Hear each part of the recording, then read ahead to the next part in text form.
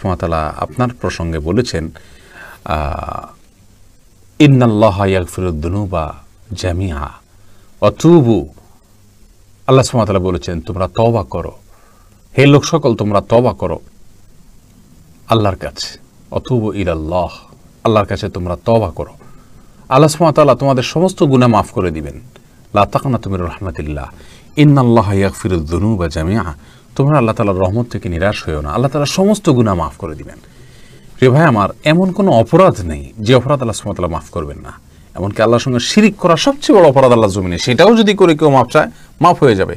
হ্যাঁ, কোনো মানুষের হক নষ্ট করেছেন, সেটা মানুষের কাছ থেকে আপনাকে মাফ নিতে হবে, তার হক পরিশোধ করতে হবে।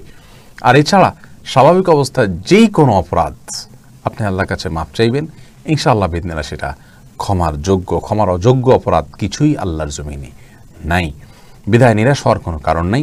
আল্লাহ সুবহানাহু ওয়া তাআলা আপনাকে অবশ্যই ক্ষমা করবেন। আমরা দোয়া করি আপনার জন্য, আল্লাহ তাআলা যেন আপনার সমস্ত ভুল ত্রুটি মাফ করেন, আমাদের সবাইকে আল্লাহ তাআলা মাফ করেন। মনে রাখবেন, আমাদের ভুলের যে পাওয়ার, তার চেয়ে আল্লাহ সুবহানাহু ওয়া তাআলার ক্ষমার পাওয়ার অনেক বেশি, অনেক বেশি, অনেক বেশি।